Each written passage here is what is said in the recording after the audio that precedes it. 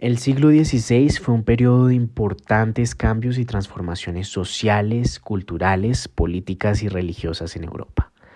En este contexto, la educación también experimentó cambios significativos.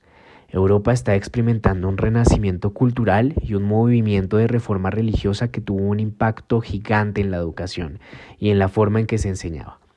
De los factores que más incentivaron el desarrollo del fenómeno educativo fue la expansión del conocimiento gracias a la invención de la imprenta por Johannes Gutenberg en la década de 1440. Industria que luego tomó impulso en el siglo XVI. Esto hizo posible la producción de libros en grandes cantidades y a precios más asequibles, lo que permitió que más personas tuvieran acceso a la educación y al conocimiento. Uno de los cambios más importantes fue el surgimiento del Renacimiento, un movimiento cultural y artístico que se inició en Italia en el siglo XV y que se extendió por toda Europa en el siglo XVI. El Renacimiento supuso un renacer de la cultura clásica greco-latina y una vuelta a la razón y al humanismo, lo que tuvo una influencia decisiva en la educación. En este periodo se produjo un gran interés por el estudio de las artes liberales y la filosofía, y se comenzó a enfatizar la importancia de la educación para la formación integral del individuo.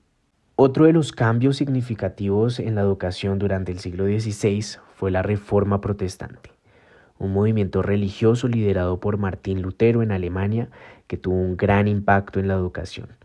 La Reforma promovió la idea de que cada individuo podía leer y entender la Biblia por sí mismo, lo que llevó a un aumento de la alfabetización y la creación de escuelas y universidades protestantes en toda Europa. El siglo XVI también fue un periodo de descubrimientos geográficos y colonización, lo que llevó a la necesidad de formar a misioneros y administradores coloniales.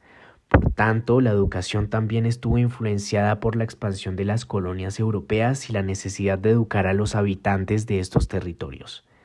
En resumen, el contexto histórico del fenómeno educativo en el siglo XVI se caracterizó por el surgimiento del Renacimiento, la Reforma Protestante, la expansión colonial y la creciente importancia de la educación en la formación integral del individuo. Todos esos factores influyeron en la educación de este periodo y marcaron el inicio de una nueva era en la historia de la educación en Europa.